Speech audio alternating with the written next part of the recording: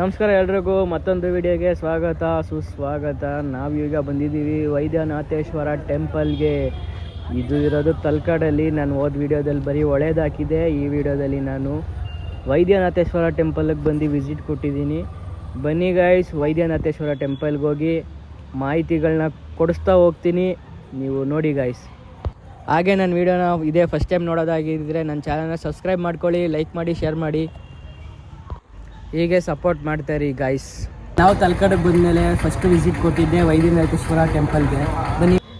ಬನ್ನಿ ಹಾಗೆ ಒಳಗಡೆಗೆ ಹೋಗೋಣ. ಒಳಗಡೆ ಮಾಹಿತಿಗಳನ್ನ ಕೊಡಿಸ್ತಾ ಹೋಗ್ತೀನಿ, ನೀವು ನೋಡ್ತಾ ಇರಿ.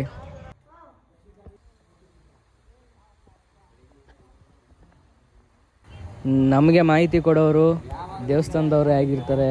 ಬನ್ನಿ ಗಾಯ್ಸ್, ಅವ್ರ ಹತ್ರನೇ ನಿಮಗೆ ಮಾಹಿತಿಗಳನ್ನ ಕೊಡಿಸ್ತಾ ಹೋಗ್ತೀನಿ, ನೋಡಿ ಹಾಗೆ.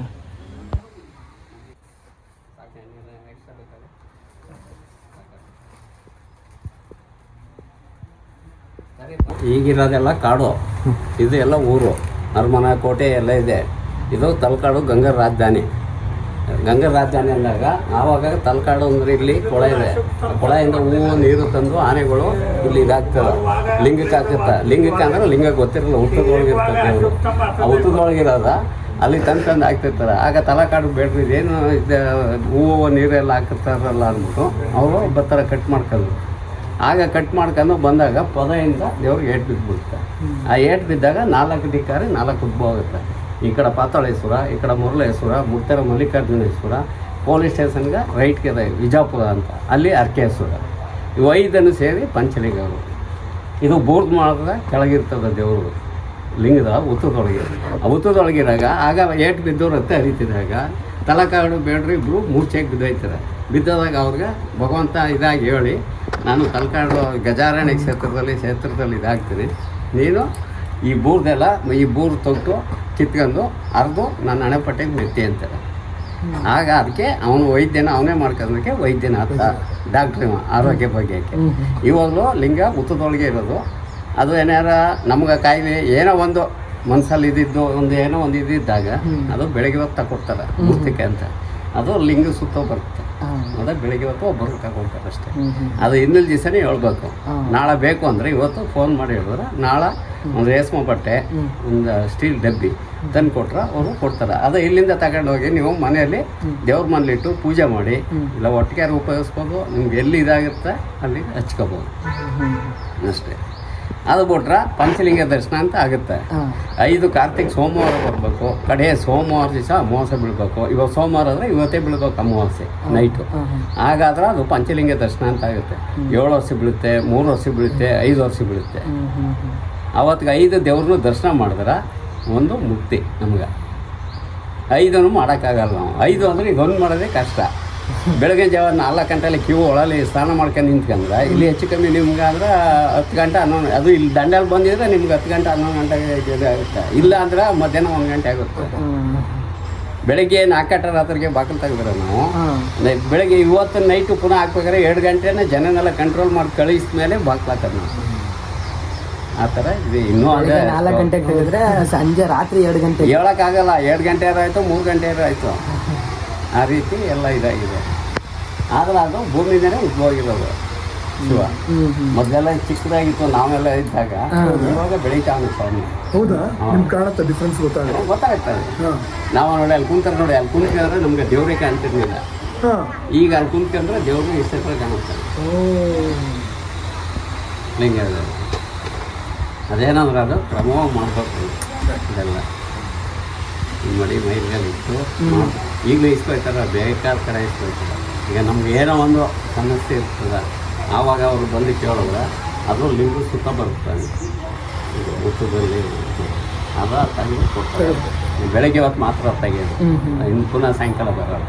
ಇನ್ನೇನಿದ್ರೆ ನಾಳೆ ಬೆಳಗ್ಗೆ ಅವಾಗಲೇ ಬರುತ್ತೆ. ಹಾಂ, ಅದೇ ನೈಟೆಲ್ಲ ಬರ್ತಲ್ಲ, ಅದು ಸ್ವಲ್ಪ ಬರುತ್ತೆ ಅಷ್ಟೇ. ಅದು ಒಂದು ಕೊಟ್ಟಾಗ ನಾವು ನೀರಲ್ಲಿ ತೀರ್ಥ ಮಾಡ್ಕೊಂಡು ಕುಡಿಬೋದು. ನಮ್ಗೆ ಏನೋ ಒಂದು ತೊಂದರೆ ಇತ್ತು ಅಂದರೆ ಎಷ್ಟೋ ಜನ ಹೋಗಿದ್ದು ಇದು ಮಾಡ್ಕೊಂಡು ಪುನಃ ಬಂದು ದರ್ಶನ ಮಾಡ್ಕೋತಾರೆ.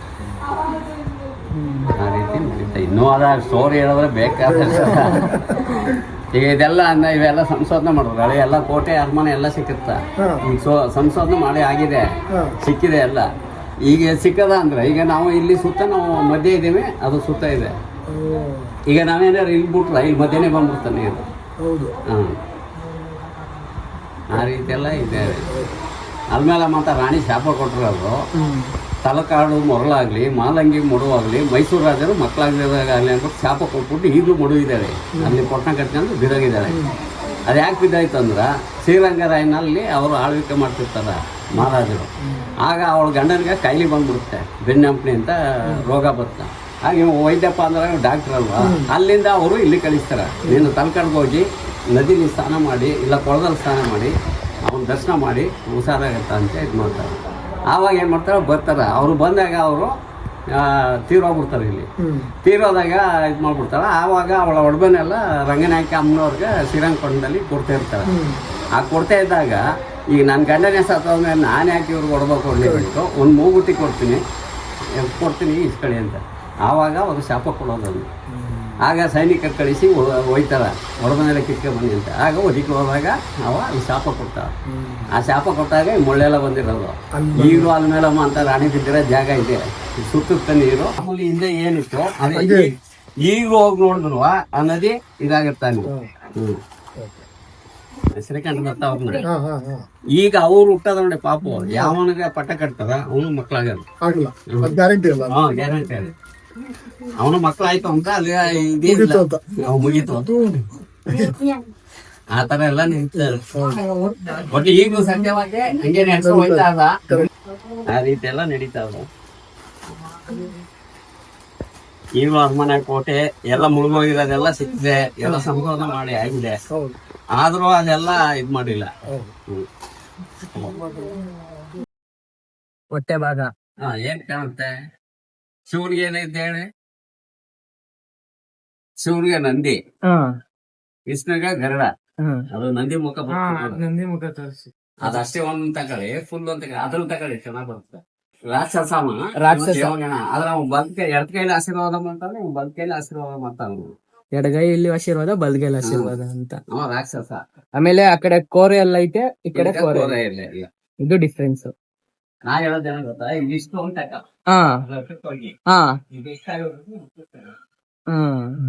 ತೋರ್ಸಕ್ತಿದೆ.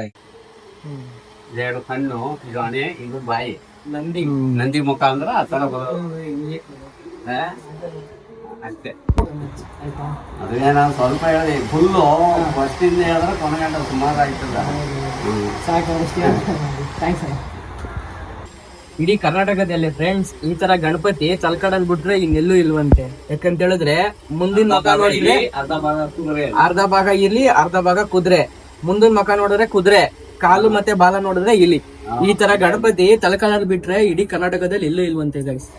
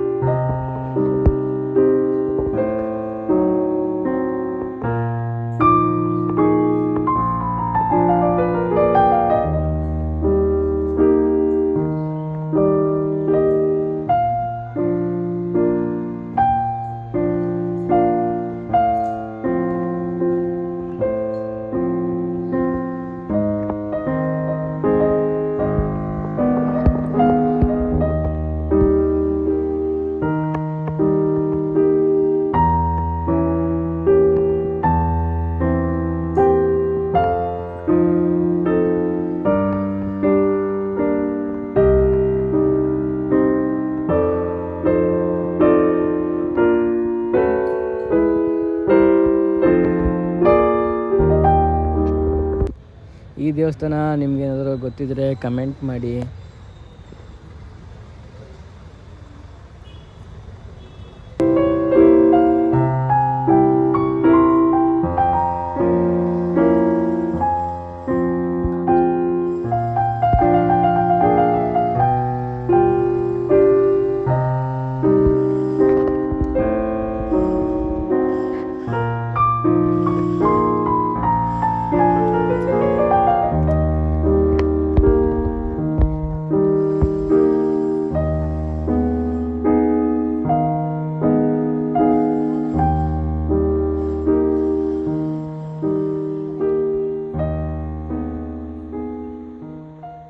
ಗೈಸ್, ಗಣಪತಿಗೆ ಮದುವೆ ಆಗೈತೆ ಅಂತ ನಿಮ್ಗೇನಾದ್ರೂ ಗೊತ್ತಿತ್ತಾ? ಗೊತ್ತಿಲ್ಲ ಅನ್ನೋರು ಈ ವಿಡಿಯೋ ನೋಡಿ. ನನಗಂತೂ ಇವತ್ತೇ ಗೊತ್ತಾಗಿದ್ದು. ನೋಡಿ ಗೈಸ್, ಅಲ್ಲಿ ಶೃಂಗೇರಿಯಲ್ಲಿ ಸಿದ್ಧಿ, ತಲಕಾಡಲ್ಲಿ ಬುದ್ಧಿ ಅಂತ ಗಣೇಶನ್ಗೆ ಮದುವೆ ಆಗಿರೋದು ಫ್ರೆಂಡ್ಸ್. ಈ ವಿಷಯ ನನಗೂ ಇದೇ ಮೊದಲನೇ ಬಾರಿಗೆ ಗೊತ್ತಾಗ್ತಾ ಇರೋದು. ಈ ತರ ವಿಷಯಗಳು ನನಗೆ ಇದೇ ಫಸ್ಟ್ ಟೈಮ್ ಗೊತ್ತಾಗ್ತಾ ಇರೋದು. ನಿಮ್ ಸಪೋರ್ಟ್ ನನಗೆ ಹೀಗೆ ಇದ್ರೆ ನಾನು ಒಂದೊಂದ್ ತರ ಹಿಸ್ಟಾರಿಕಲ್ ಪ್ಲೇಸ್ಗೆಲ್ಲ ವಿಸಿಟ್ ಕೊಟ್ಟು ನಾನು ನಿಮ್ಗೆ ಮಾಹಿತಿಗಳನ್ನ ಕೊಡ್ತಾ ಇರ್ತೀನಿ.